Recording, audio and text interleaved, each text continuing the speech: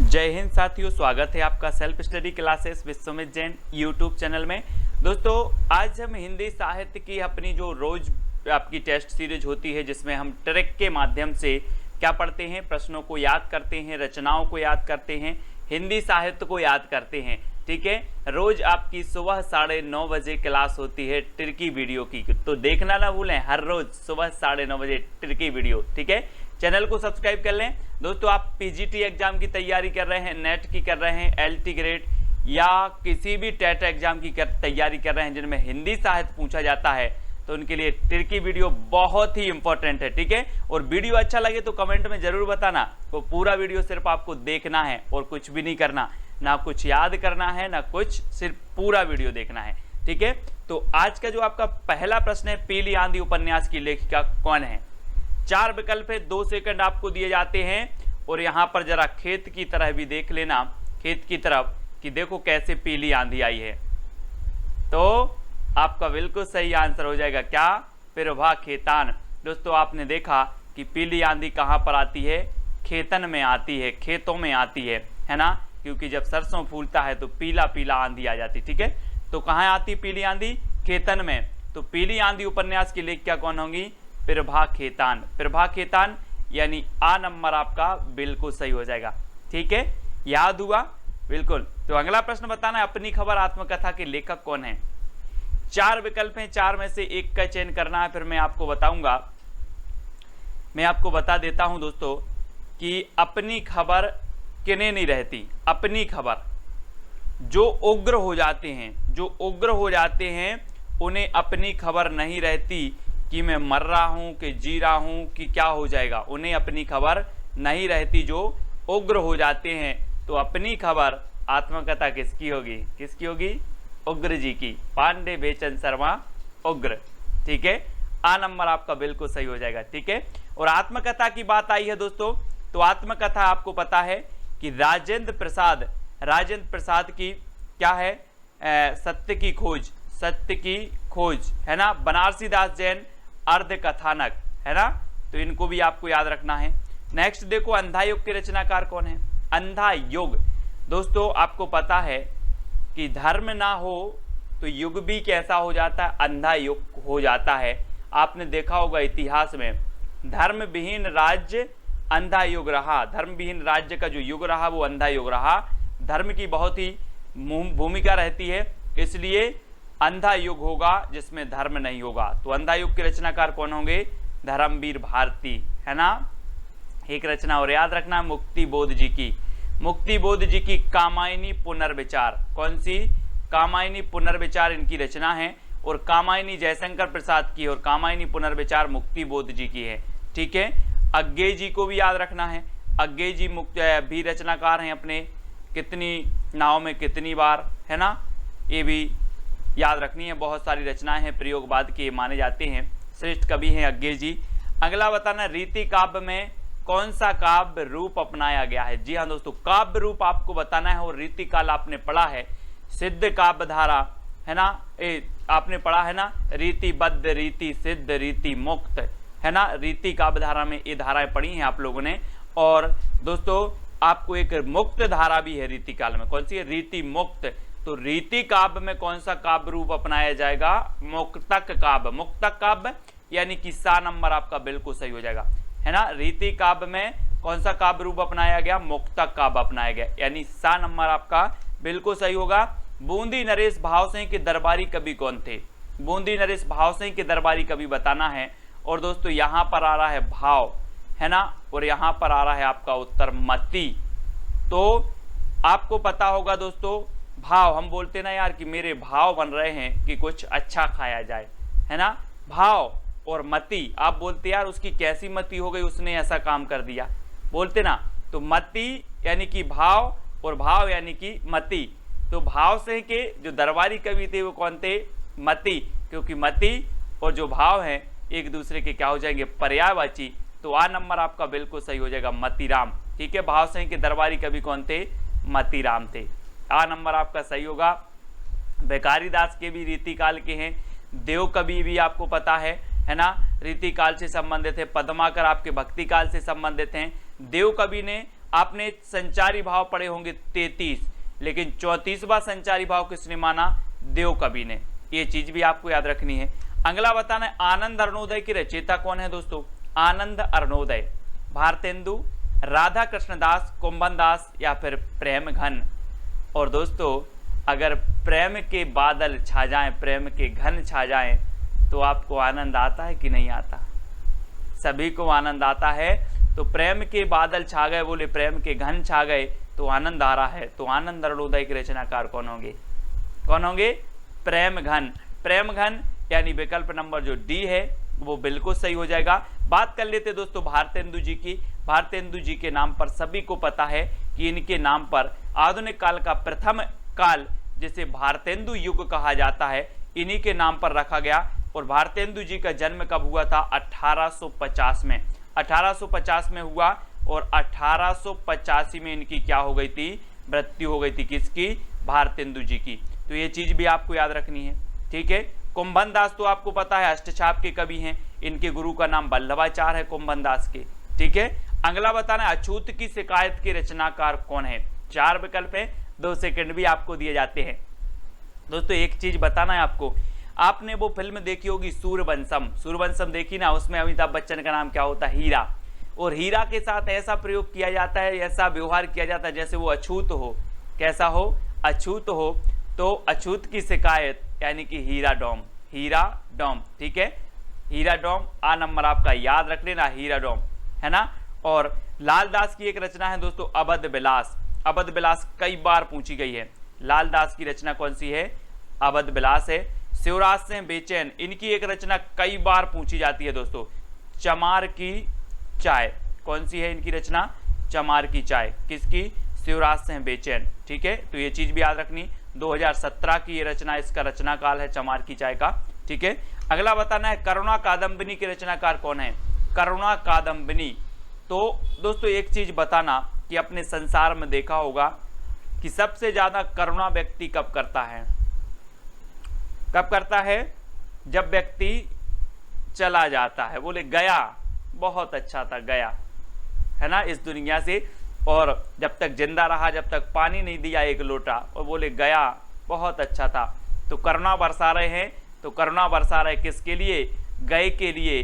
तो गया करुणा कादम्बिनी के रचनाकार होंगे गया प्रसाद शुक्ल स्नेही। और इनका एक उपनाम भी पूछा जाता है, आपसे पूछा जाता है कि त्रिशूल किसका उपनाम है? किसका?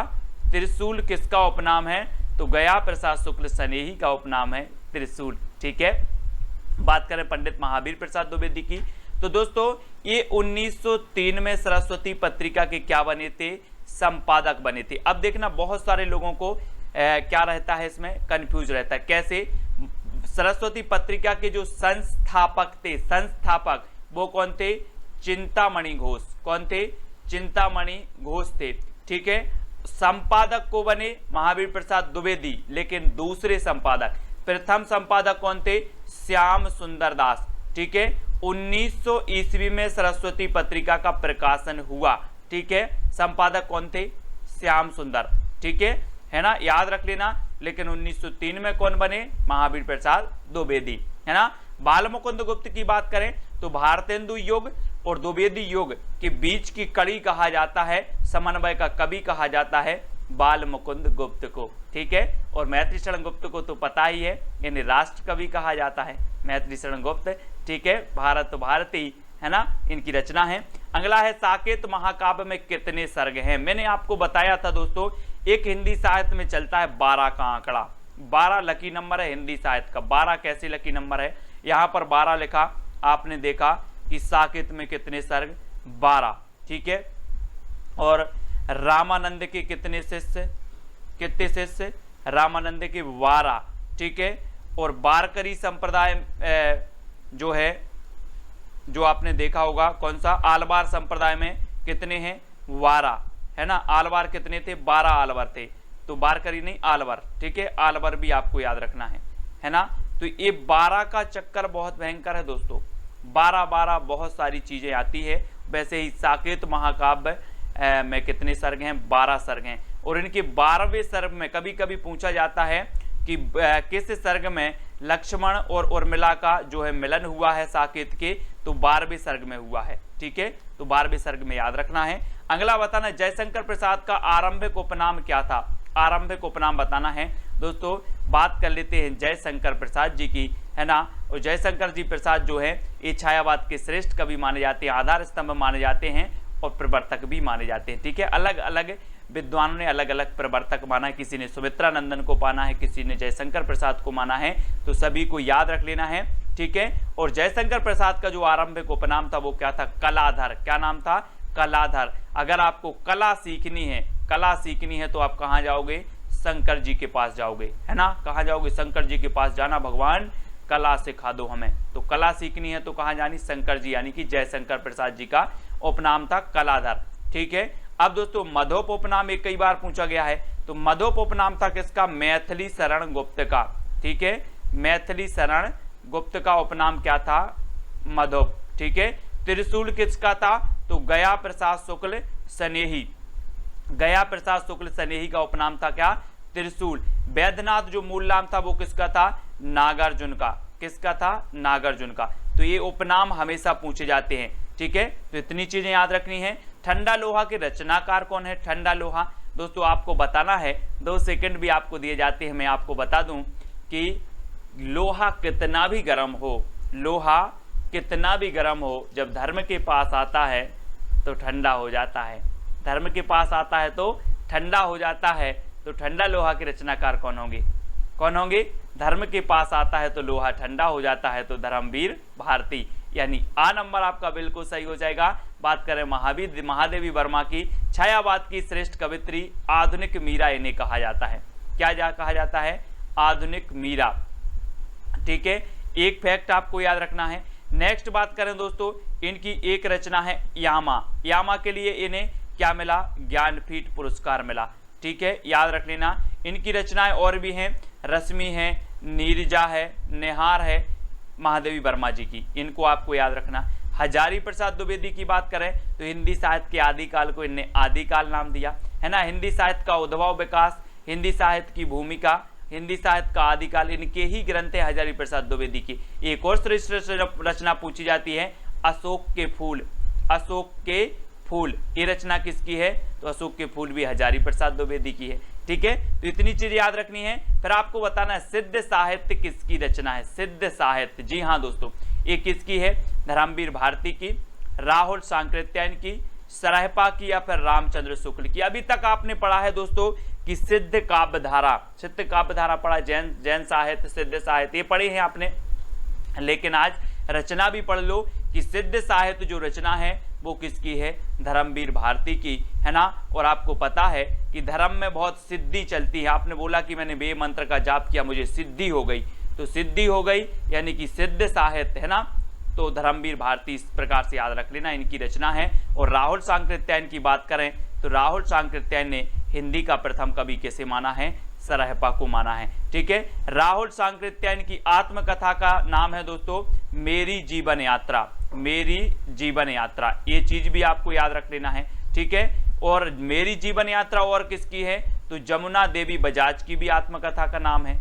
जमुना देवी बजाज की आत्मकथा का क्या नाम है, मेरी जीवन यात्रा। ठीक है, सरहपा की बात करें तो हिंदी के प्रथम कवि हैं और इनकी एक रचना है कौन सी, दोहा कोश। इसको भी आपको याद रख लेना, दोहा कोश। ठीक है, रामचंद्र शुक्ल तो है ही हिंदी साहित्य का इतिहास इनका। ठीक है, हिंदी शब्द सागर की भूमिका के रूप में इनका 1929 में प्रकाशन हुआ था, है ना। तो याद रख लेना है। अगला आपको बताना है हिंदी शब्दानुशासन के लेखक कौन है। हिंदी शब्दानुशासन दोस्तों एक चीज बताना कि शब्दों का अनुशासन किसको सिखाया जाता है, किसको सिखाया जाता है, जब एक बालक किशोरावस्था में पहुंचता है, किशोरावस्था में पहुंचता है तब उसे सिखाया जाता है शब्दों का अनुशासन। तो हिंदी शब्दानुशासन के लेखक कौन होंगे, किशोरीदास वाजपेयी। ठीक है, याद रख लेना, इनकी रचना है, बहुत ही महत्वपूर्ण रचना है, हिंदी शब्दानुशासन के लेखक किशोरीदास वाजपेयी। और दोस्तों आपको याद रख लेना है, कभी आपसे अगर पूछा जाए कि हिंदी का पाणिनि किसे कहा जाता है, हिंदी का पाणिनि किसे कहा जाता है, तो वो कहा जाता है किशोरीदास वाजपेयी को। ये चीज भी याद रखनी है। ठीक है, अगला क्वेश्चन है अंगद पेज की रचनाकार कौन है। प्रश्न क्रमांक 14 का उत्तर आपको बताना है। दोस्तों एक चीज बताना, आपने रामायण देखी होगी और आपने देखा होगा अंगद रहते एक अंगद, और अंगद अपना पैज रोप देते हैं लंका में, किसकी कृपा से? किसकी कृपा से? ईश्वर की कृपा से। किसकी कृपा से? ईश्वर की कृपा से अंगद ने पैर रोप दिया। तो अंगद पैज ईश्वर की कृपा, यानी कि ईश्वरदास। ठीक है, इनकी रचनाकार हो जाएंगे। नाभादास के बारे में आपको पता है, इनकी रचना है कौन सी? भक्तमाल है। ठीक है, भक्तमाल जीवन व्रत कहलाता है, और भक्तमाल की टीका लिखी किसने? प्रियादास ने। ठीक है, किसने लिखी? प्रियादास ने। ये चीज भी आपको याद रखना है। ठीक है, अग्रदास भक्त नाभादास के गुरु हैं अग्रदास, और दोस्तों अग्रदास की एक रचना है कौन सी? ध्यान मंजरी। ध्यान मंजरी किसकी रचना है आपसे पूछा जाएगा, तो ये अग्रदास की है। ठीक है, इतनी चीजें याद रखनी है। अपराजिता के रचनाकार कौन है? अपराजिता रामेश्वर शुक्ल अंचल, दिनकर, तुलसीदास या फिर माखनलाल चतुर्वेदी। तो दोस्तों आपको बताना है, आप जिस भी अंचल के हो, आप जिस भी अंचल मतलब होता है क्षेत्र। ठीक है, आप जिस अंचल के हो वहां पराजित होंगे क्या? नहीं होंगे। हर व्यक्ति अपने अपने अंचल में कैसा है? मैं तो अपने अंचल में अपराजित हूं, बोलूं मुझे कोई पराजित नहीं कर सकता। तो अंचल में क्या है? अपराजित हैं। तो रामेश्वर शुक्ल अंचल है ना, अपराजिता के रचनाकार होंगे अंचल साहब, है ना।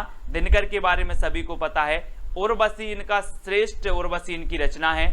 ठीक है, और उर्वशी के लिए इनको क्या मिला है दोस्तों? ज्ञानपीठ पुरस्कार मिला है। उर्वशी एक रचना जयशंकर प्रसाद जी की भी है, वो भी याद रखना है। ठीक है, तुलसीदास कवि का भी नाम है, तुलसीदास निराला जी की रचना भी है। ठीक है, निराला जी की रचना है, ये चीज भी याद रखनी है। तुलसीदास नाटक है एक दोस्तों, तुलसीदास नाटक मधुसूदन जी की है, मधुसूदन का एक नाटक है तुलसीदास नाटक, तो वो भी याद रखनी है। माखनलाल चतुर्वेदी की बात करें तो एक भारतीय आत्मा कहा जाता है माखनलाल चतुर्वेदी को। ठीक है, और अपराजिता के रचनाकार रामेश्वर शुक्ल अंचल जी हैं। अगला बताना, देहाती दुनिया की रचनाकार कौन है? देहाती दुनिया, दोस्तों एक चीज बताना कि देहाती दुनिया में क्या होता है। वो नहीं जानते कि अगर मगर क्या कुछ, वो जानते हैं कि मैं शिव की पूजन करता हूं और शिव ही मेरी सहाय करेंगे। क्या करेंगे? शिव ही सहाय करेंगे। कहां पर? देहाती दुनिया में। तो देहाती दुनिया किसकी होगी? शिव पूजन सहाय, क्योंकि शिव की पूजन ही सहाय है देहाती दुनिया में। तो आपका जो विकल्प नंबर 1 है वो बिल्कुल सही होगा।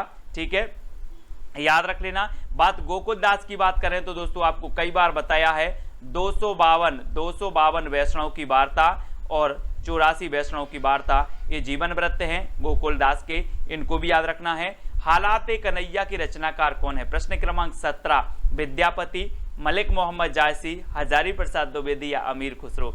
हालाते कन्हैया, दोस्तों एक चीज बताना कि आपको पता है लॉकडाउन में हालात भी बिगड़ गए, किसके? अमीरों के भी, अच्छे अमीरों के हालात बिगड़ गए। तो हालाते कन्हैया किसकी है? अमीर खुसरो। ठीक है, अमीर खुसरो याद रख लेना। ठीक है, विद्यापति को सभी जानते हैं, इन्हें अभिनव जयदेव कहा जाता है, कवि शेखर भी कहा जाता है। ठीक है, अभिनय जयदेव भी, और मैथिल कोकिल भी कहा जाता है, मैथिल कोकिल। ठीक है, किसे? विद्यापति को। और पदलता पताका इनकी रचना है, पदावली, कीर्तिलता और कीर्ति पताका। ठीक है, ये चीज आपको याद रखना है, ये किसकी है? विद्यापति जी की है। ठीक है, और जायसी का पद्मावत तो आपको पता ही है। मंगलसूत्र की रचनाकार कौन है दोस्तों? प्रेमचंद की जब मैं आपको रचना याद करवाऊंगा ट्रिक से, तो प्रेमचंद जी का मंगलसूत्र क्या रह गया? अधूरा रह गया। प्रेमचंद जी का जो मंगलसूत्र उपन्यास है ये क्या रह गया? अधूरा रह गया, और ये मंगलसूत्र किसका है? प्रेमचंद जी का है। ठीक है, पंडित महावीर प्रसाद द्विवेदी की बात करें दोस्तों तो इनकी एक रचना है संपत्ति शास्त्र। क्या है? संपत्ति शास्त्र, बहुत ही श्रेष्ठ है, कई बार पूछा गया संपत्ति शास्त्र, है ना। और याद रख लेना, कुशल लाभ की तो आपको पता ही है ना, कुशल लाभ, ढोला मारूरा दूहा कुशल लाभ, कल्लुल कभी कभी ऐसे आता है। ठीक है, अगला बताना है जयशंकर प्रसाद का प्रथम नाटक कौन सा है। अब जयशंकर प्रसाद की बात आती है तो मैं आपको हर बार बताता हूं कि इनका एक कामायनी नाम का महाकाव्य है, कामायनी नाम का। ठीक है, जिसमें कितने सर्ग हैं? 15 सर्ग हैं। ठीक है, याद रखेंगे। और दोस्तों जयशंकर प्रसाद ने बहुत नाटक लिखे हैं इन्होंने। सज्जन इनका प्रथम नाटक माना जाता है। प्रायश्चित इनका नाटक है। कामना इनका नाटक है, कल्याणी परिणय है, राजश्री इनका प्रथम ऐतिहासिक नाटक है। कभी आपसे पूछा जाए कि जयशंकर प्रसाद का प्रथम ऐतिहासिक नाटक कौन सा है, तो राजश्री इनका प्रथम ऐतिहासिक है ना। चंद्रगुप्त, स्कंदगुप्त, ये सारे नाटक इसके हैं, जयशंकर प्रसाद जी की है, तो इनको आपको याद रखना है।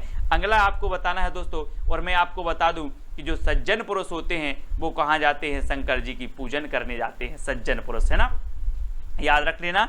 अगला है क्या भूलूं क्या याद करूं, किस विधा की रचना है दोस्तों, तो जल्दी से बताएं, मैं आपको बता दूं हरिवंश राय बच्चन जी की आत्मकथा है क्या भूलूं क्या याद करूं, है ना, और ये क्या है, आत्मकथा है, बहुत ही बढ़िया है, कई बार एग्जाम में पूछी गई आत्मकथा है क्या भूलूं क्या याद करूं, मोस्ट इंपॉर्टेंट भी है, तो इसको याद रखें। तो जल्दी से आपको बताना है जगद्दुनित की रचनाकार कौन है। 4 विकल्प हैं आपके सामने, जगद्दुनित की रचनाकार बताना है, और यहां पर दोस्तों क्या आ रहा है, जगत, क्या आ रहा है, जगत, और जगत में हमें अगर घूमना है तो अपने पदम से घूमना है, पदम यानी कि पैर से घूमना है, काय से घूमना है, पैर से घूमना है, क्या, जगत, तो जगद्दुनित के रचनाकार कौन होंगे, कौन होंगे, पदम से घूमना है तो पद्माकर, ठीक है, और दोस्तों पद्माकर का संबंध कहां से है, सागर से, ठीक है, सागर से है, और सागर में पद्माकर उत्सव भी मनाया जाता है, ये चीज भी आपको याद रखनी है। और भूषण की बात करें दोस्तों, तो भूषण का वास्तविक नाम था घनश्याम, क्या नाम था, घनश्याम, है ना, इन्हें उपाधि दी गई थी भूषण की, तो ये चीज भी याद रखना। रीतिकाल में एकमात्र वीर रस के कवि हैं भूषण जी, है ना, याद रखो। अगला क्वेश्चन देखते हैं दोस्तों, कवि कुल कल्पतरु के रचनाकार कौन है। 4 विकल्प हैं, बिल्कुल आसान है, आपको बताना है, 2 सेकंड आपको दिए जाते हैं, और मैं आपको बता दूं दोस्तों कि यहां पर आ रहा है कवि कुल, और दोस्तों आपको पता है कि अपने अपने कुल की चिंता सभी को रहती है, आपका भी कुल होगा, आपके कुल की चिंता आपको है कि नहीं है, है ना, तो कुल की चिंता सभी को रहती है, इसलिए कवि कुल कल्पतरु के रचनाकार कौन होंगे, कौन होंगे, चिंतामणि, चिंतामणि, यानी कि आपका जो विकल्प नंबर ए है वो बिल्कुल सही हो जाएगा, ठीक है। आपने दोस्तों मतीराम के बारे में कल पढ़ा था कि जो मतीराम है ये भाव सिंह के दरबारी कवि थे, है ना, भाव सिंह के, तो मती और भाव, है ना, तो ऐसा याद करना है।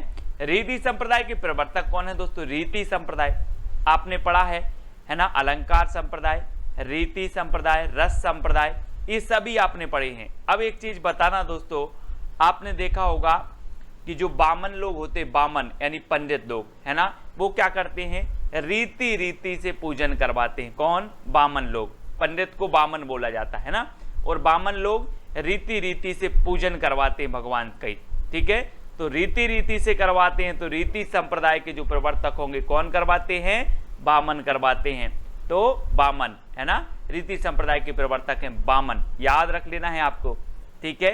और भामह जो है ये अलंकार संप्रदाय के प्रवर्तक हैं, ठीक है, वक्रोक्ति संप्रदाय के कुंतक हैं, है ना, ये चीज आपको याद रखनी है।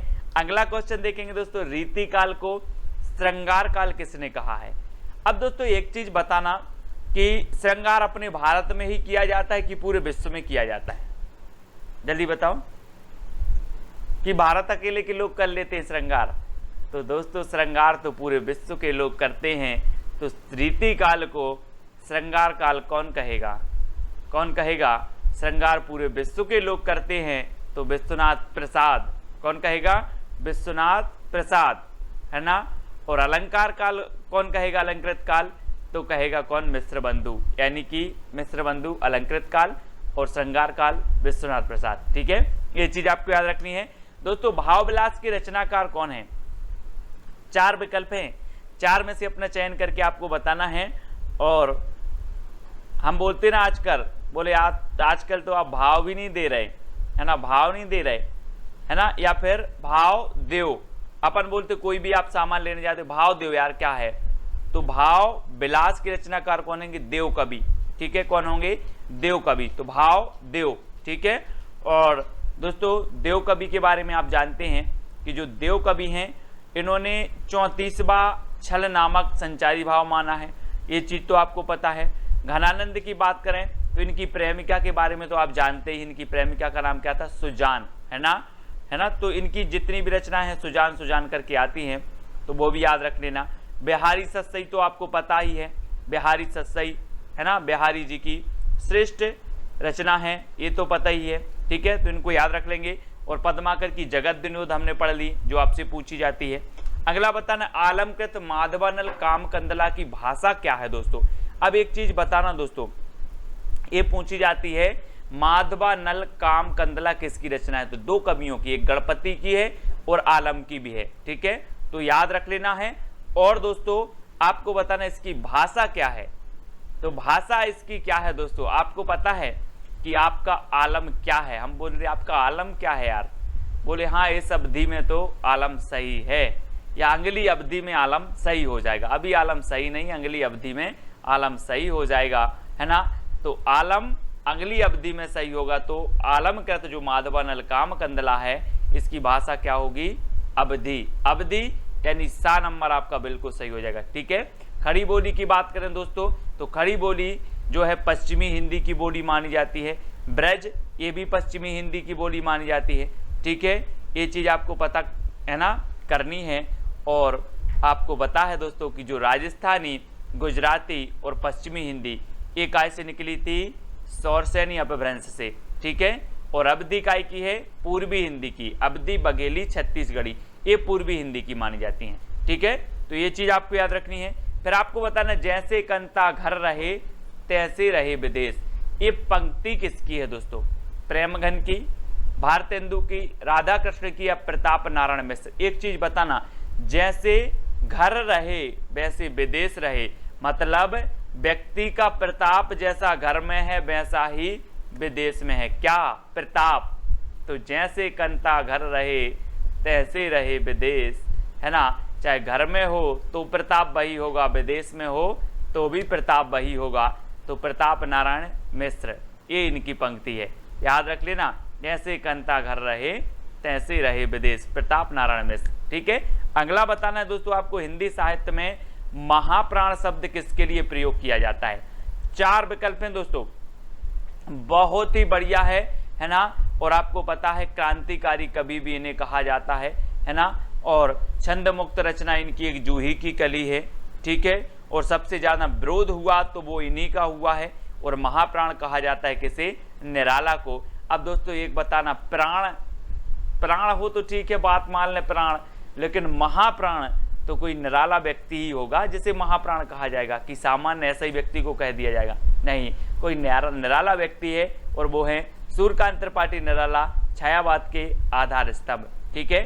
जूही की कली इनकी प्रथम छंद मुक्त रचना मानी जाती है। महावीर प्रसाद द्विवेदी ने सरस्वती पत्रिका में प्रकाशित करने से मना कर दिया था जूही की कली को।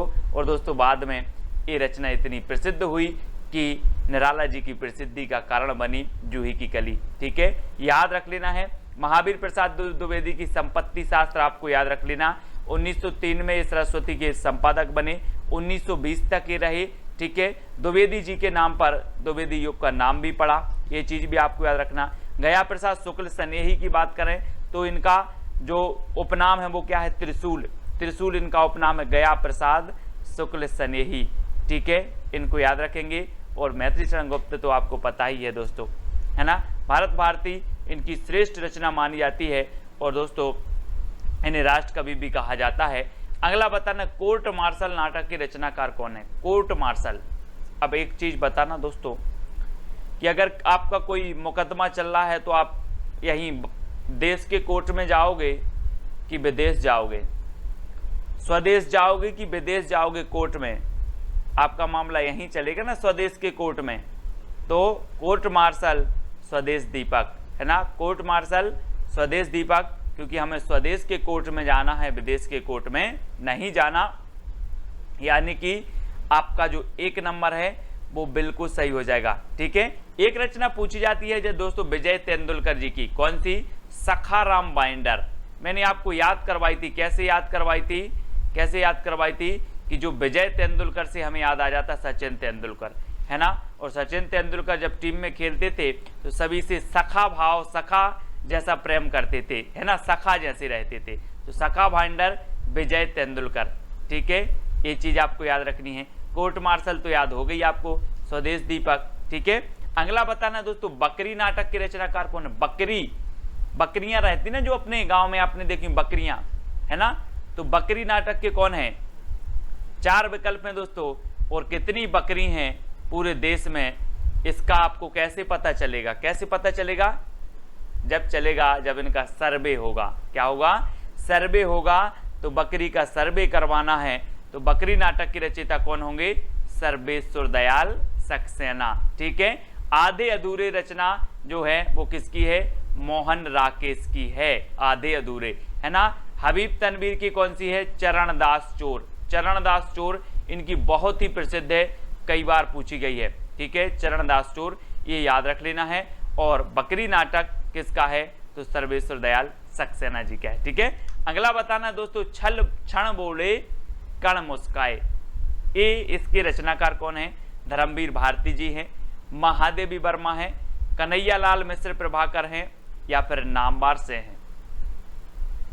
तो 2 सेकंड में आप अपने उत्तर का चयन करेंगे और आपका बिल्कुल सही आंसर होगा कि अगर आपको कन्हैया जी के दर्शन हो जाएं या फिर आपके आंगन में कन्हैया जी आ जाएं, कन्हैया जी, तो क्षण बोले कण मुस्काए, है ना। कण कण क्या करने लगेगा? मुस्काने लगेगा। अगर कन्हैया जी आ जाएं तो कण कण मुस्काने लगेगा। तो क्षण बोले कण मुस्काएं, क्योंकि कन्हैया आ गए तो कन्हैया लाल मिश्र प्रभाकर की रचना है क्षण बोले कण मुस्काए। ठीक है, बात कर लेते हैं महादेवी वर्मा जी की। मैंने आपको कई बार बताया है, महादेवी वर्मा जी को यामा के लिए एकमात्र ऐसी कवित्री थी जिन्हें ज्ञानपीठ पुरस्कार किसी रचना के लिए ज्ञानपीठ पुरस्कार मिला, है ना। तो याद रख लेना है, ऐसा भी क्वेश्चन पूछा जाता है कि हिंदी साहित्य में ऐसी कौन सी एकमात्र कवित्री हैं जिन्हें किसी रचना के लिए ज्ञानपीठ पुरस्कार मिला, तो वो महादेवी वर्मा ही है। ठीक है, ये चीज भी याद रखनी है दोस्तों। निबंध कृति आलोक पर्व के रचनाकार कौन है? आलोक पर्व बताना है। 4 विकल्प हैं और 4 में से उत्तर बताना है, और आपका बिल्कुल सही आंसर क्या हो जाएगा दोस्तों? एक चीज बताना कि हमारे देश में कितने पर्व हैं, गिन के बताओ। तो दोस्तों आपने कहा सर देश की बात है, तो हमारे देश में हम नहीं गिन पाएंगे कितने पर्व हैं, वो तो हजारों पर्व हैं। कितने पर्व हैं? हजारों पर्व हैं। तो आलोक पर्व के जो रचनाकार होंगे वो कौन होंगे? हजारों पर्व हैं तो हजारी प्रसाद द्विवेदी। ठीक है ना, याद रख लेना है। श्रेष्ठ साहित्यकार हैं दोस्तों हिंदी साहित्य के। हिंदी साहित्य के आदिकाल को इन्होंने आदिकाल कहा, है ना। हिंदी साहित्य की भूमिका इनकी रचना है हिंदी साहित्य का आदिकाल, हिंदी साहित्य का उद्भव एवं विकास।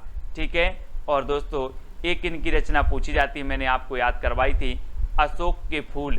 ठीक है, अशोक के फूल इन्हीं की रचना है, द्विवेदी जी की, है ना। और आलोक पर्व भी है। इनका हजारी नाम है, मतलब 1000 से आपको याद रख लेना है। ठीक है, 1000 से इनकी बहुत सारी रचनाएं याद हो जाती हैं, जैसे आलोक पर्व हमारे देश में 1000 हैं, तो हजारी प्रसाद द्विवेदी। अशोक के फूल, तो अशोक के फूल, भाई अशोक का फूल है तो अशोक में एक फूल तो फूलेगा नहीं, हजारों फूल फूलेंगे, तो अशोक के फूल हजारी प्रसाद द्विवेदी। ठीक है, इस प्रकार से हम याद रखते हैं, है ना। अगला आपको बताना है दोस्तों, आधुनिक हिंदी साहित्य की सर्वाधिक लोकप्रिय विधा कौन सी है? सर्वाधिक लोकप्रिय विधा बताना है ना। विभिन्न प्रकार की काव्य विधाएं होती हैं दोस्तों, कहानी विधा है, उपन्यास विधा है, नाटक विधा है, कविता विधा है, कुछ मुख्य विधाएं होती हैं, कुछ गौण विधा होती हैं, है ना। लेकिन यहाँ पर आपको बताना है कि जो सर्वाधिक प्रसिद्ध विधा है वो कौन सी है। तो याद रखना वो कौन सी विधा है? कहानी विधा। कौन सी है? कहानी। आप किसी को भी कहानी सुनाओ वो मंत्र मुग्ध हो जाता है ना। तो हिंदी साहित्य की सबसे प्रसिद्ध जो विधा मानी जाती है वो कहानी विधा मानी जाती है। और अगला क्वेश्चन आपको बताना है, प्रेमचंद का वास्तविक नाम क्या था? कल हमने प्रेमचंद के बारे में पढ़ा था दोस्तों कि इनके उपन्यास हैं सेवा सदन, कर्म भूमि, गबन, निर्मला, है ना, गोदान, इस सारी की सारी इनकी रचना है। और इनका एक जो रचना है, एक कौन सा? मंगलसूत्र। मंगलसूत्र इनका अधूरा उपन्यास माना जाता है, अधूरा उपन्यास मंगलसूत्र प्रेमचंद जी का। और दोस्तों इनका जो वास्तविक नाम था वो क्या था? क्या था? प्रेमचंद जी ने कहा कि धन का मुझे क्या करना है, धन का मुझे क्या करना है, मुझे तो प्रेम मिलता रहे। तो धनपत राय इनका नाम था। क्या नाम था? इनका वास्तविक नाम था धनपत राय, है ना। और जब इनकी सोजे वतन अंग्रेजी सरकार द्वारा जब्त हो गई तो फिर दोस्तों एक किस नाम से लिखने लगी थी? नवाब राय नाम से, है ना, नवाब राय। तो ये चीज भी आपको याद रखनी है, नवाब राय, है ना। नवाब राय नाम से ये लिखते थे, लेकिन जब इनकी वो सोजे वतन जब्त हो गई थी तो ये प्रेमचंद नाम से लिखने लगे थे ना। दया प्रकाश नारायण द्वारा ये नाम दिया गया था प्रेमचंद, ऐसा है, ठीक है। तो याद रखना है। अगला बताना है मनोविश्लेषणवादी कहानीकार हैं तो कौन है? ये क्वेश्चन हमेशा पूछा जाता है दोस्तों। मनोविश्लेषणवादी कहानीकार बताना है तो एक चीज बताना दोस्तों कि आपने देखा होगा, कहा क्या देखा होगा, इस संसार के बहुत सारे लोग क्या करते हैं? जोश में आ जाते हैं। कैसे आ जाते हैं? जोश में आ जाते हैं। बोले ये जिस संसार के जितने लोग जोश में आते हैं उनका मनोविश्लेषण करो, क्यों आते हैं ये जोश में, क्यों आते हैं ये जोश में, इनका मनोविश्लेषण करो। तो ईला चंद्र जोशी, ईला चंद्र जोशी ये मनोविश्लेषणवादी कवि माने जाते हैं, कहानीकार माने जाते हैं। यानी कि जो आ नंबर है वो आपका बिल्कुल सही हो जाएगा, ठीक है। ये चीज आपको याद रखनी है। और आपने कल पढ़ा था अपनी खबर, अपनी खबर आत्मकथा किसकी है? तो अपनी खबर किन्हें नहीं रहती? उग्र लोगों के लिए नहीं रहती, उग्र, है ना। तो उग्र, तो पांडे बेचन शर्मा की आत्मकथा का नाम है अपनी खबर। ये अपन ने कल पढ़ा था, तो इसको भी अपन याद रख लेंगे। अगला बताना दोस्तों पीली छतरी वाली लड़की, ये आपको बतानी है। तो कल अपन ने पढ़ा था पीली आंधी, कल अपन ने क्या पढ़ लिया था? पीली आंधी। और पीली आंधी कहां पर आती है? खेतन में आती है, खेतन में, है ना। खेतन में तो प्रभा खेतान, प्रभा खेतान की पीली आंधी पढ़ ली थी। अब पीली छतरी वाली लड़की के रचनाकार बताना है। अब एक चीज बताना दोस्तों कि पीली छतरी वाली लड़की, और जब दोस्तों सूर्य का उदय होता है, सूर्य का क्या होता है? उदय होता है, तो आपको नहीं लगता है ऐसा कि जैसे पीला पीला दिख रहा हो, है ना, जैसे पीली एक छतरी निकल रही हो, पीली पीली छतरी निकल रही हो, है ना। तो पीली छतरी वाली लड़की का क्या हो रहा है? उदय हो रहा है। तो उदय प्रकाश, ठीक है, उदय प्रकाश याद रख लेना, उदय प्रकाश, पीली छतरी वाली लड़की, इसके रचनाकार है उदय प्रकाश, ठीक है। बी नंबर आपका बिल्कुल सही हो जाएगा, है ना। और कवियों का कवि कहा जाता है दोस्तों शमशेर बहादुर को। कैसे? शमशेर बहादुर को कहा जाता है कवियों का कवि, है ना, याद रख लेना। और कैन का कवि कहा जाता है केदारनाथ अग्रवाल को, केदारनाथ अग्रवाल को, ठीक है, ये चीज भी याद रखनी है। और शमशेर बहादुर को कवियों का कवि कहा जाता है। अगला बताना शैतान मंडली की रचनाकार कौन है? शैतान मंडली। अब आपको बताना है दोस्तों कि जो शैतान मंडली रहती है, अगर इनको रोका जाए तो ये बेचैन रहते हैं शैतानी करने के लिए, बहुत बेचैन रहती हैं। शैतान मंडली शैतानी करने के लिए क्या रहती है? बेचैन रहती है। तो शैतान मंडली की रचनाकार कौन होंगे? कौन होंगे? बेचैन शर्मा उग्र, है ना। कौन होंगे? बेचैन रहती है तो बेचैन शर्मा उग्र। शैतान मंडली शैतानी करने के लिए क्या रहती है? बेचैन रहती है, तो बेचैन शर्मा उग्र इसके रचनाकार हो जाएंगे, है ना। एक तांबे के कीड़े करके रचना है दोस्तों, तांबे के कीड़े, तांबे के कीड़े, है ना। ये किसकी है? भुवनेश्वर कुमार की है। ये भी आपको याद रख लेना है। तांबे के कीड़ों से क्या बनाना है? भवन बनाना है, भवन, तो भुवनेश्वर, है ना। और इनकी रचना तो आपको पता ही है, तमस, ठीक है। भीष्म साहनी की एक रचना है तमस, जो हमेशा पूछी जाती है, इनको भी याद रखनी है। अगला बताना दोस्तों नदी के द्वीप के रचनाकार कौन है? तो 4 विकल्प हैं। और नदी के द्वीप आपने कई बार पढ़ी है कि नदी में कितने द्वीप हैं? अग्गे, अग्गे, है ना। तो नदी के द्वीप अग्गे, ठीक है, याद रखना। पंत को तो आपको पता है दोस्तों, इन्होंने प्रगतिवाद को क्या कहा? युग की वाणी कहा, प्रगतिवाद। इनकी एक रचना है युग वाणी, किसकी? पंत जी की। और इन्होंने प्रगतिवाद को कहा था युग की वाणी। कभी आपसे क्वेश्चन पूछा जाए कि प्रगतिवाद को युग की वाणी किसने कहा, तो युगवाणी कहा पंत जी ने, ठीक है। सुमित्रा नंदन पंत प्रकृति के चेतेरे कवि कहे जाते हैं, ये चीज भी आपको याद रखनी है। और भारतेंदु जी के बारे में तो आपको मैं कई बार बता चुका हूं कि 1850 में इनका जन्म हुआ, 1885 में इनकी मृत्यु हो गई थी। किसकी? भारतेंदु जी के। इनके नाम पर जो प्रथम युग का नाम पड़ा आधुनिक काल के, वो क्या पड़ा, है ना? भारतेंदु। अमृतलाल लांगर की एक रचना बहुत ही प्रसिद्ध है दोस्तों, खंजन नयन। खंजन नयन कई बार पूछी जाती है, अमृतलाल लांगर की है। ठीक है, अगला क्वेश्चन आपको बताना, प्लेग की चुड़ैल कहानी किसकी है? भगवान दास की है, रामचंद्र शुक्ल की है, किशोरी लाल गोस्वामी की है, या फिर वृंदावन लाल वर्मा की है? प्लेग की चुड़ैल। अच्छा दोस्तों, एक चीज बताना कि अगर किसी को चुड़ैल, अपन बोलते ना कि यार उसको चुड़ैल लग गई थी, बोल देते हैं, अगर किसी को चुड़ैल लग जाए तो कहाँ पहुंच जाना? भगवान के पास पहुंच जाना, सारी की सारी चुड़ैल उतर जाएंगी, है ना।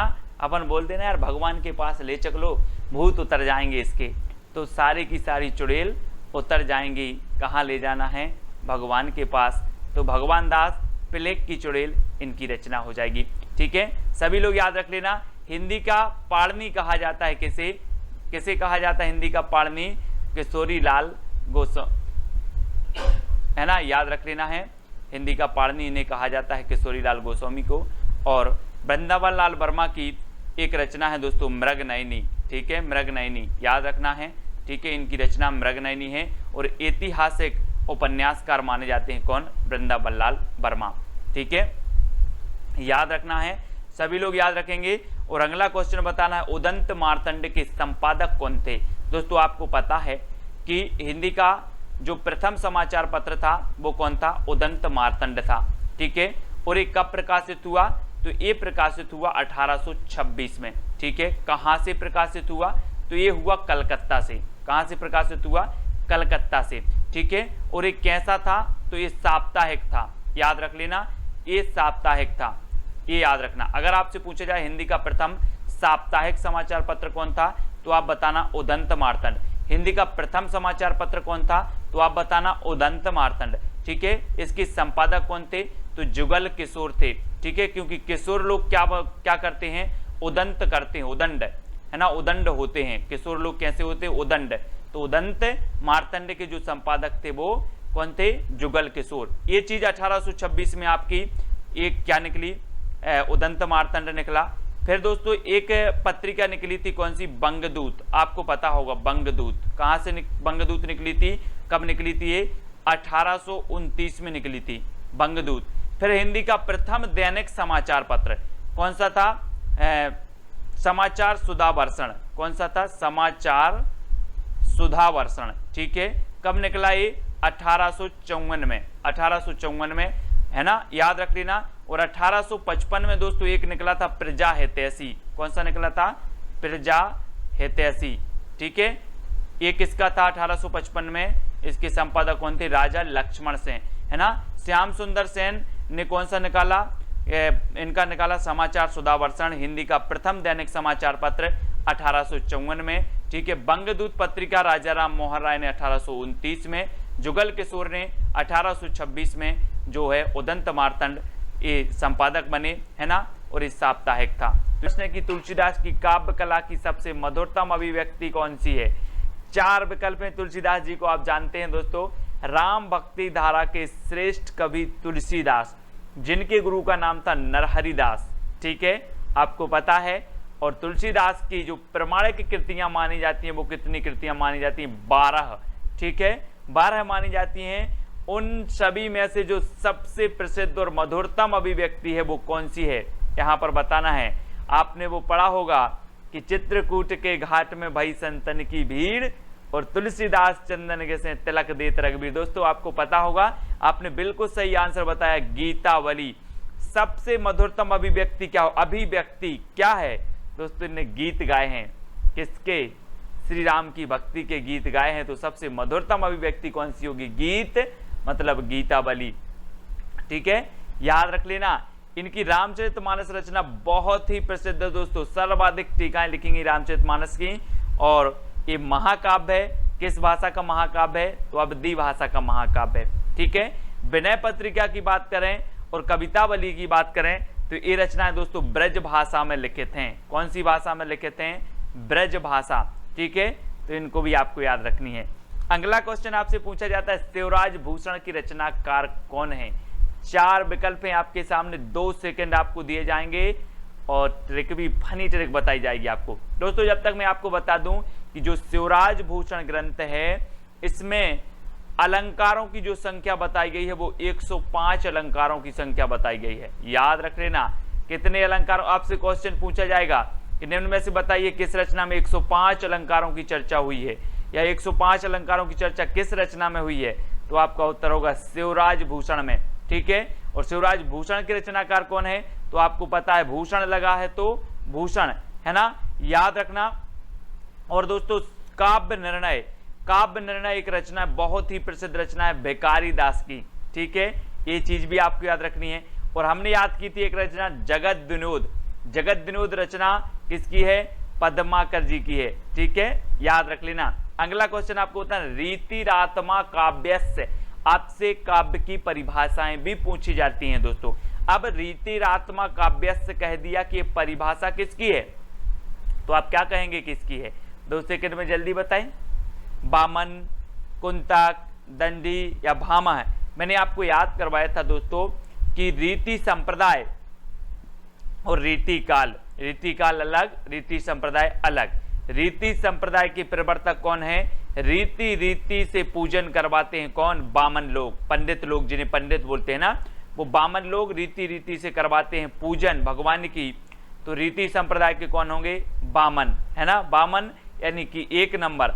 अब जब रीति संप्रदाय के बामन है तो रीतिरात्मा काव्यस्य भी कौन कहेगा, कौन कहेगा, बामन, यानी कि जो विकल्प नंबर आपका 1 है वो बिल्कुल सही हो जाएगा। आपसे पूछा जाता है दोस्तों वक्रोक्ति संप्रदाय के प्रवर्तक कौन है, तो आप बोलते हो कि सर आप जो वक्रते हो वो हमारे कान तक पहुंचता है, जो आप वक्रते हो वो हमारे कान तक पहुंचता है, तो कुंतक, वक्रोक्ति संप्रदाय के। ठीक है, अब आप कहोगे दोस्तों अलंकार संप्रदाय के कौन है, तो अलंकार संप्रदाय के भामा है। और आप बताते हो दोस्तों कि वो विभिन्न प्रकार के अलंकार करता है, सोने की चैन पहनता है, बड़े बड़े जेवर पहनता है, वो तो क्या है, भामाशाह है, भामाशाह। तो अलंकार संप्रदाय, अलंकार कौन करता है, भामाशाह है, बहुत अलंकार करते हैं, तो भामा है अलंकार संप्रदाय के। ठीक है, अलंकार को काव्य का प्राण मानने वाले आचार्य कौन है दोस्तों, काव्य का प्राण मान लिया। प्राण ऐसा शब्द जो हमेशा बहुवचन में प्रयोग होता है, प्राण, बोले प्राण निकल गए प्राण। तो अलंकार को काव्य का प्राण मानने वाले जो हैं वो कौन है। अब एक चीज बताना दोस्तों कि सबसे ज्यादा आप अलंकार करते हो तो काय का करते हो, केसों का करते हो, काय को करते हो, केसों का। विभिन्न प्रकार की डाई डालोगे, विभिन्न प्रकार की मेहंदी डालोगे। आजकल देखा है आपने कि इतने आगे के बस बाल लाल कर दिए इतने, तो आप सबसे ज्यादा क्या करते हो, मेहंदी, शैम्पू, क्या क्या डालते हो, विभिन्न प्रकार के अलंकार करते हो सब, काय का, केसों का, केसों का, यानी कि जो आ नंबर है वो बिल्कुल सही हो जाएगा। ठीक है, आपने सुना होगा कि जिस प्रकार व्यक्ति की शोभा आभूषणों से बढ़ती है उसी प्रकार काव्य की शोभा बढ़ाने वाले तत्व कहलाते हैं अलंकार। ठीक है, तो अलंकार वैसे ही हम आभूषण और अलंकार, तो इसी प्रकार से आप ले लें कि केस का हम क्या करते हैं, अलंकार करते हैं, यानी कि केशवदास अलंकार को काव्य का प्राण मानने वाले हैं दोस्तों केशवदास। बात करें मतीराम की, तो मतीराम की एक रचना है ललित ललाम, ललित ललाम, और इस चीज को बोला जाता है दोस्तों लिलार। क्या बोला जाता है, लिलार। तो लिलार या ललाम, मतीराम। और यहाँ हमारी क्या रहती, मती, बोले मती कहाँ गई थी, बोले ललाम, है ना, मती कैसी हो गई, ललाम हो गई थी। तो मतीराम की ललित ललाम रचना याद रख लेना। ठीक है, सभी लोग याद रखेंगे। और अगली देख लेते हैं, रीतिकालीन राष्ट्रीय कवि कौन है। रीतिकालीन दोस्तों, रीतिकाल आपने पढ़ा होगा, है ना, पूर्व मध्यकाल और उत्तर मध्यकाल। तो उत्तर मध्यकाल को क्या कहा जाता है, रीतिकाल कहा जाता है। ठीक है, अब रीतिकाल के राष्ट्रीय कवि कौन है, तो आपने रीतिकाल पढ़ा होगा।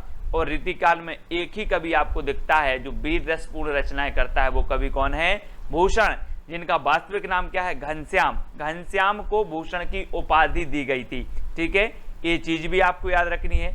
बात करें चिंतामणि की, तो चिंतामणि दोस्तों बहुत ही प्रसिद्ध माने जाते हैं। इनकी एक रचना है कवि कुल कल्पतरु। मैंने आपको समझाया था, याद करवाया था कि कुल की चिंता सभी लोगों को रहती है, कुल की चिंता। तो कवि कुल कल्पतरु ये रचना किसकी है, चिंतामणि की है। बिहारी जी की तो बिहारी सत्सई है ना। घनानंद की सुजान शतक, इस प्रकार से रचनाएं हैं। घनानंद जी बहुत ही प्रसिद्ध हैं दोस्तों, है ना। हित तरंगिणी के रचनाकार कौन है, प्रश्न क्रमांक 6 का आंसर बताना है। कृपाराम, घनानंद, देवकवि या फिर भूषण। तो हित तरंगिणी के रचनाकार बताना है और दोस्तों एक चीज बताना, 2 सेकंड में आप अपने उत्तर का चयन तो करेंगे, लेकिन अगर आपके ऊपर कृपा राम की हो जाए तो क्या होगा आपका, अहित होगा कि हित होगा? जल्दी से उत्तर बताओ। अगर आपके ऊपर कृपा राम की हो जाए तो अहित होगा कि हित होगा? हित होगा। तो हित तरंगणी जो रचना होगी वो किसकी होगी? कृपा राम की, क्योंकि कृपा राम की हो गई तो हित ही होगा साहब। तो हित तरंगणी कृपा राम, ठीक है, याद रख लेना। अगला बताना दोस्तों, इश्क लता की रचनाकार कौन है? घनानंद, आलम, बोधा या फिर चिंतामणि? तो याद कर लेना दोस्तों, है ना, क्योंकि आपको पता है कि इश्क की लताएं फैला रहे थे कौन? घनानंद, है ना। घनानंद क्या फैला रहे थे? इश्क की लताएं फैला रहे थे। तो इश्क लता रचना किसकी हो जाएगी? घनानंद की, है ना। इनकी प्रेमिका का नाम क्या था? सुजान। बहुत प्रेम करते थे और सुजान ने इनको क्या कर दिया था? इनको इग्नोर कर दिया था और ये जब वहां से निकाले गए, है ना, फिर बाद में कहीं और मठ में चले गए थे घनानंद जी, आपको पता होगा। फिर इश्क लता के रचनाकार आपको याद रखना है घनानंद है, ठीक है, याद रखना है। और आलम की जो माधवानल कामकंदला है ये कौन सी भाषा में लिखी गई? अवधी भाषा में लिखी गई, है ना। ये चीज भी हमने आपको बताया था और, है ना, याद रख लेना इसको।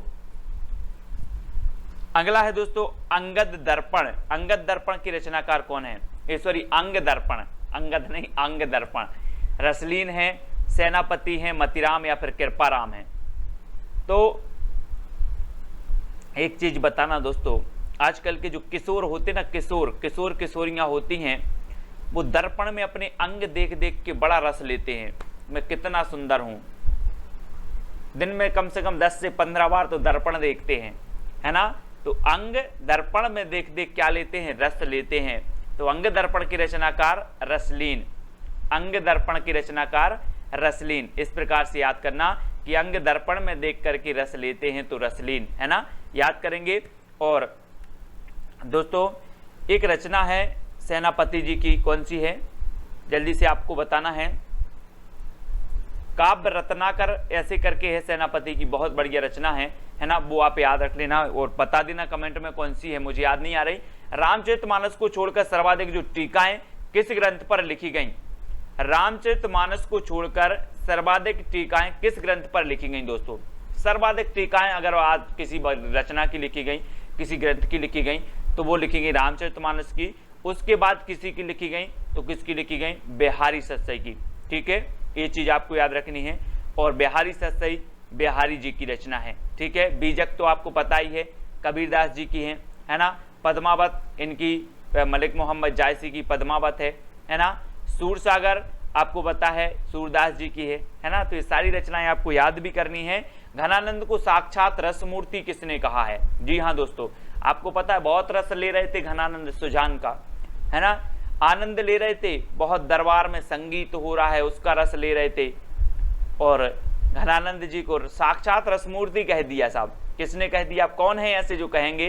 तो वो कहेंगे, है ना, क्या कहेंगे?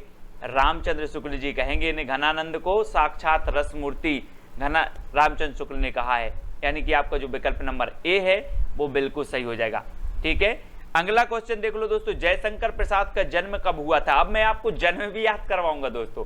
आप जन्म और जीवन परिचय जैसे याद करते हो, अब देखना कैसे याद होता है आपको। 4 विकल्प हैं, 4 में से आप चयन करके 2 सेकंड में उत्तर बताएंगे।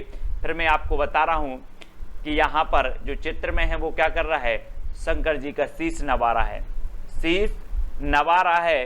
तो नवा रहा है तो किसका शीश नवा रहा है? शंकर जी का शीश नवा रहा है। तो नवा रहा है तो नवासी, नवा रहा है तो नवासी किसका? शंकर जी का। 1889 नवा रहा है, बोले अब कभी नहीं बोलोगे आप, है ना। जयशंकर की बात आ रही, बोले शंकर जी का शीश नवा रहा है ना, शीश नवाते हैं तो नवासी, ठीक है, नवाते हैं तो नवासी, है ना, याद रख लेना। और आप भी शीश नवा लेना इस प्रकार से शंकर जी का। तो आ नंबर जो है आपका बिल्कुल सही हो जाएगा, है ना। अगला क्वेश्चन आपको बताना, मुकुटधर पांडे का जन्म हुआ था तो कब हुआ था दोस्तों? ये मुकुट रखा है, मुकुट, और ये मुकुट कितने का है पता है? कितने का है? 95 का है। कितने का है आपको पता है दोस्तों? छायावाद के प्रवर्तक ये भी माने जाते हैं पंत को नंद दुलारी वाजपेयी ने माना छायावाद का प्रवर्तक, है ना। जयशंकर प्रसाद को ईलाचंद्र जोशी ने माना छायावाद का प्रवर्तक। और मुकुटधर पांडे की जन्म की बात आती है तो ये मुकुट है, और मुकुट कितने रुपए का है? 95 रुपए का, 95 रुपए का है। तो मुकुटधर पांडे का जो जन्म होगा वो कब होगा? 1895 से 1984, ये इनका जन्म है। मैं आपको पूरे जन्म याद करवा दूंगा, जन्म काल, है ना। तो आपने जयशंकर प्रसाद की, शंकर जी के सामने हम शीश नवाते हैं तो 89, और मुकुट कितने का है? 95 का। तो 1895 में इनका जन्म हुआ था। ठीक है। अब आपको अबला जीवन हाय तुम्हारी यही कहानी, आंचल में है दूध और आंखों में पानी, ये पंक्ति किसकी है दोस्तों? बहुत ही प्रसिद्ध पंक्ति है। और यशोधरा जो कि खंड काव्य है ना, खंड काव्यात्मक महाकाव्य कृति है यशोधरा, और बहुत ही बढ़िया है दोस्तों, है ना। मैथिली शरण गुप्त की रचना है। तो याद रख लेना, ये पंक्ति हमेशा पूछी जाती है कि अबला जीवन हाय तुम्हारी यही कहानी, और है ना, आंचल में है दूध और आंखों में पानी। बहुत ही बढ़िया पंक्ति है राष्ट्र कवि मैथिली शरण गुप्त जी की, है ना। साकेत भी इनकी रचना है, साकेत, जिसमें 12 सर्ग हैं दोस्तों। भारत भारती इनकी रचना है, प्रसिद्ध है। ठीक है। गुप्त जी के बारे में आपको याद रख लेना है, बहुत ही प्रसिद्ध है ना। और राम नरेश त्रिपाठी की मानसी एक रचना पूछी जाती है, मानसी रचना किसकी है? तो राम नरेश त्रिपाठी जी की है। महावीर प्रसाद द्विवेदी के बारे में बताना तो आपके लिए, इनका परिचय बताना कोई बड़ी बात नहीं, सभी जानते हैं, है ना। और प्रसाद जी, तो प्रसाद जी हैं, है ना, याद रख लेना। अगला बताना दोस्तों, मिट्टी के बारात की रचनाकार कौन है? अब आपको 4 विकल्प हैं चित्र में, यहाँ पर देखो भूतूत दिए हैं। अब डर नहीं जाना आप लोग, बोले सर ये क्या लेके आ गए भूतूत? भूतूत नहीं, मैं आपको बता रहा हूँ कि मिट्टी के बारात की रचनाकार कौन है। तो कौन है दोस्तों? आपको पता है कि जब शिव जी की बारात निकली तो बहुत सारे क्या आए थे कि शिव भोले आगे पीछे नाचे भूत नाच रहे थे। कैसे नाच रहे थे? मिट्टी इट्टी के लपेड़ के नाच रहे थे। बोले ये क्या, मिट्टी की बारात आ गई? ये लोगों ने देखा और बोला मिट्टी की बारात आ गई। बोले नहीं ये तो शिव जी की बारात। अरे के पीछे देखो जरा, तो सब मिट्टी इट्टी भभूत लगाए थे। तो मिट्टी की बारात शिव मंगल से सुमन, क्योंकि शिव जी की बारात में सब मिट्टी इट्टी लगा के, यानी कि भभूत लगा के गए थे। कौन? ये भूतूत, है ना, बहुत सारे। तो याद रख लेना है दोस्तों, शिव मंगल से सुमन की रचना है मिट्टी की बारात। अब आप कभी नहीं बोलोगे, चित्र में थोड़ा सा अच्छे से देख लेना, है ना। और अगला बताना है आपको, राहों के अन्वेषी किसे कहा जाता है? 4 विकल्प है, तार सप्तक के कवियों को, स्वच्छंदतावादी कवियों को, छायावादी कवियों को, या हालावादी कवियों को। बहुत ही बढ़िया है दोस्तों, है ना। आपको पता है कि राहों का अन्वेषी यानी कि जो राहों का अन्वेषी बन गया है वो क्या करेगा? अब आपको तार देगा। बोले आप हमारे राहों के अन्वेषी बन जाओ। अगर कोई आपके राहों का अन्वेषी बन गया है तो आपको क्या कर देगा? तार देगा। तो तार सप्तक के कवियों को राहों का अन्वेषी कहा जाता है। और किसने कहा है? तो किसने कहा है? अग्गे जी ने कहा है। किसने? अग्गे जी ने। ठीक है, याद रख लेना, राहों का अन्वेषक, तार सप्तक के कवियों को राहों का अन्वेषक किसने कहा है? ऐसा भी क्वेश्चन आता है तो अग्गे जी ने कहा है। ठीक है, ये चीज याद रखनी। अगला है दोस्तों, शमशेर को किस काव्य कृति के लिए साहित्यिक अकादमी पुरस्कार मिला है? साहित्य अकादमी पुरस्कार मिला 1977 में। और यहां बात आई है दोस्तों, शमशेर, कवियों का कवि इन्हें कहा जाता है शमशेर को, है ना। वैसे भी शेर आ रहा है, मतलब सबसे कवियों के कवि हैं, है ना। और आपको पता है दोस्तों, मैं एक बता दूं कि जब आप जंगल की बात करते हैं और जंगल का शेर देखते हैं तो शेर क्या करता है? कभी कभी अपने शिकार को क्या करता है? चूक जाता है। क्या करता है? चूक जाता है। और अभी कभी शेर से पूछना कि चूक गए, तो बोलेगा चूका भी नहीं हूं अभी, और भी देखेंगे हम, है ना। तो शेर कभी कभी शिकार चूक जाता है और उससे पूछोगे तो वो बोलेगा चूका भी नहीं हूं अभी। कौन? शेर। तो चूका भी नहीं हूं अभी, ये रचना किसकी होगी? शमशेर बहादुर की होगी। और इसे कब मिलेगा साहित्य अकादमी पुरस्कार? 1977 में, क्योंकि साथ साथ दौड़ रहे थे शेर और शिकार, साथ दौड़ रहे थे शेर, चूक गया। तो चूका भी नहीं हूं अभी, है ना, साथ यानी 1977 में इसे साहित्य अकादमी पुरस्कार मिला था। शमशेर बहादुर की कृति है ना, चूका भी नहीं हूं अभी। बहुत ही प्रसिद्ध है, पूछी जाती है आपके एग्जाम में। इस प्रकार से आपको याद रख लेना है, ठीक है। अगला क्वेश्चन बताना दोस्तों, समय देवता कविता किसकी है? समय देवता, आपने बोला कि समय अच्छा नहीं चल रहा यार, समय ऐसा चल रहा है, समय वैसा चल रहा है, समय ये करवाता है, बोलते ना, तो समय के सामने गिर जा, समय के सामने गिर जा। तो समय देवता के रचनाकार कौन होंगे? कौन होंगे? गिरजा से गिरजा कुमार माथुर, समय के सामने गिरजा, ठीक है। तो समय देवता कविता किसकी है? गिरजा कुमार माथुर की, गिरजा कुमार माथुर, ठीक है। ये चीज याद रखनी ना है। पहाड़ पर लालटेन, मंगलेश डबराल की एक रचना पहाड़ पर लालटेन, ये भी याद रखनी है ना। एक कंठ बिस्पाई, दुष्यंत कुमार जी की एक कंठ बिस्पाई है ना, ये भी आपको याद रखनी है। और समय देवता याद रखेंगे गिरजा कुमार माथुर जी की, ठीक है। अगला बताना दोस्तों, एक नीली आग कविता के रचनाकार कौन है? एक नीली आग। अब एक चीज बताना दोस्तों, जब व्यक्ति को मुक्ति मिल जाती है, मुक्ति, तो फिर अपन क्या करते हैं? क्या करते हैं? क्या करते हैं? उसकी अपन लकड़ी देते हैं ना, और उसकी जलाते हैं, तो क्या निकलती है? नीली आग निकलती है। नीली आग, जब मुक्ति मिल जाती व्यक्ति को और जलाते हैं तो नीली आग निकलती है। तो नीली आग रचना किसकी होगी? मुक्ति बोध की। किसकी? मुक्ति बोध। मुक्ति बोध यानी कि जो विकल्प नंबर आपका बी है वो बिल्कुल सही हो जाएगा, बी नंबर, ठीक है। याद रख लेना है सभी लोगों को, है ना। और निराला को महाप्राण कहा जाता है, महाप्राण, ठीक है। निराला क्रांतिकारी कवि, ठीक है। निराला सबसे ज्यादा विरोध हुआ। और छंद मुक्त रचना, प्रथम छंद मुक्त रचना इनकी जूही की कली है ना, ये भी आपको याद रख लेनी।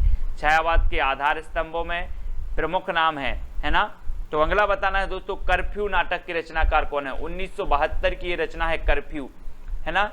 और कर्फ्यू नाटक के रचनाकार कौन है? अभी कर्फ्यू लगा दोस्तों, कोरोना में कर्फ्यू लग गया, लोगों ने क्या नहीं कमा पाई?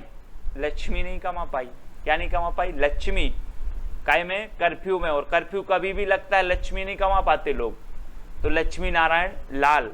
कर्फ्यू नाटक किसका होगा? लक्ष्मी नारायण लाल बोले, लक्ष्मी कर्फ्यू में लक्ष्मी नहीं कमा पाते, तो लक्ष्मी नारायण लाल, यानी कि जो विकल्प नंबर आपका ए है वो बिल्कुल सही हो जाएगा, है ना। कल एक रचना अपन ने याद करी थी दोस्तों, कोर्ट मार्शल। कौन सी याद करी थी?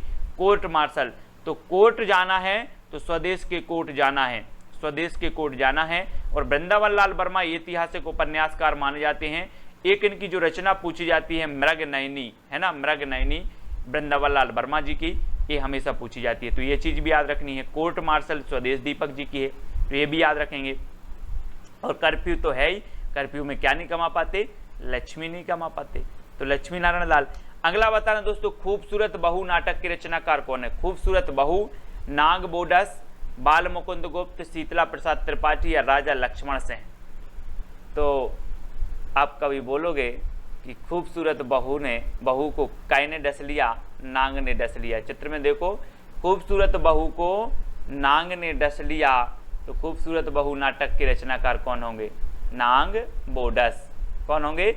नांग बोडस। क्योंकि खूबसूरत बहू को किसने डस लिया? नांग ने, तो नांग बोडस, यानी कि जो ए नंबर है वो बिल्कुल सही हो जाएगा, ए नंबर, ठीक है। सभी लोग याद रखेंगे। और एक जानकी मंगल है, शीतला प्रसाद त्रिपाठी जी का नाटक है ना।